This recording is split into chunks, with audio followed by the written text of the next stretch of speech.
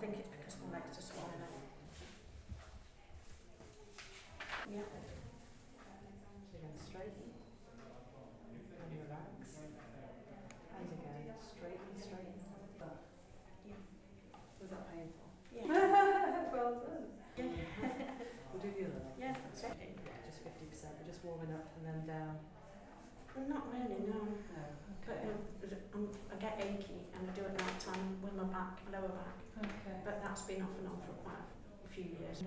We walked, 2 or 3 weeks ago now. Yeah, I think it's still a work in progress. It's been quite slow really, but yeah. A very lovely sister held my hand and said, the only way we can treat you now really is to put you to sleep, so, which was awful because my first thought was my children. But I've got no alternative really, so I said to her, I love my children, can you tell them? And I think the fact that I was then out of it, but they had to have this horrible news every day. It's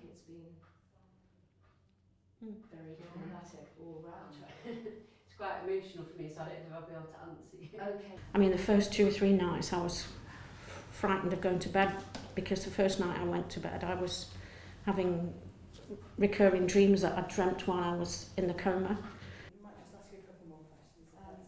So I'll pop that on there, you've got no nail varnish on, and just get you to rest down your hand.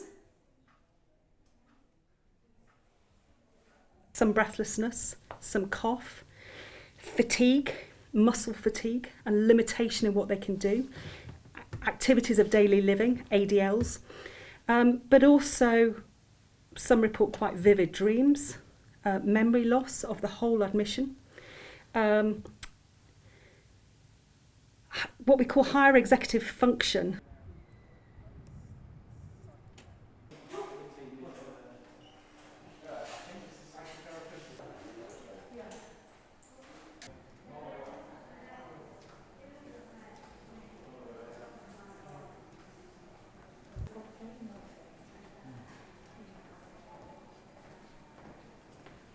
The more prolonged the stay in hospital, the more severe the COVID, the requirement for intensive care or for high flow oxygen identifies a group of patients who are more likely to have persisting symptoms at 6 weeks and longer.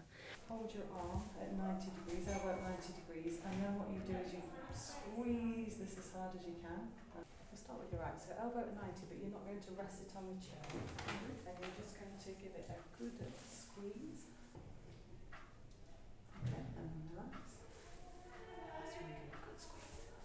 Feels like you're not getting anywhere, but you're okay, and then relax, thank you very much. And then I'm going to do the same thing. So try to primary care who asked me that they could use it. And I said, well, it's on the NUH website. I said,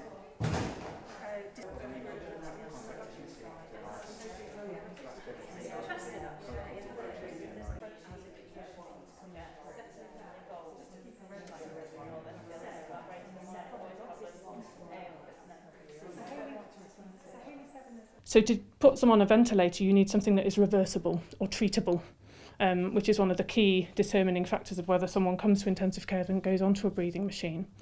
In terms of whether the ventilator can do harm, yes, it can. By mechanically ventilating people, we are very much changing the way that air goes in and out of the lungs and therefore in and out of the body. And there's been a multitude of papers over the years that look into the damage that a ventilator can cause.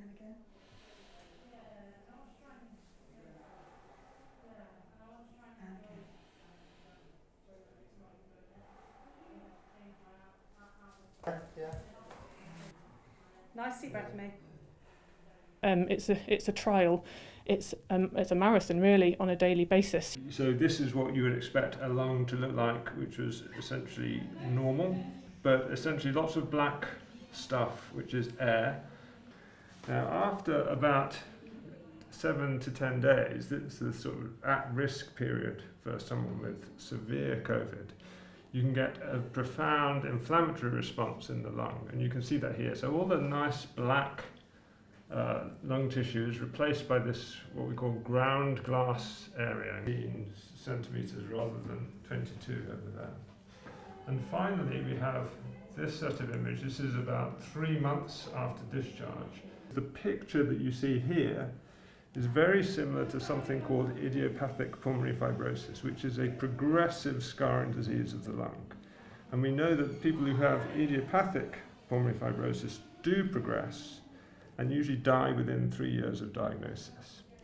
And the reason for that is an autonomous scarring process. So the airways are pulled out to the edge of the lung. We call this honeycomb change, and here, which is the little scarred cysts in the lung. This autonomous scarring process, we're not sure why it happens. There's a genetic predisposition for it, for sure.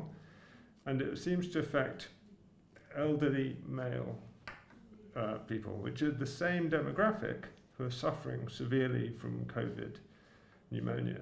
So our concern is that if a patient develops this at 3 to 6 months, they may go on to behave like idiopathic pulmonary fibrosis. We don't know if that's going to happen at the moment. Data from SARS and from MERS would suggest that a small number of people that does happen to. And the trouble is with COVID, there's so many people who've been infected. So that even a small number of people going on to develop this represents a huge number of people interested in it. Have you? Have you had relatives? With pulmonary fibrosis, I did my Screen's a different colour, though. As you were, sorry. Do you want me to start It's again? no,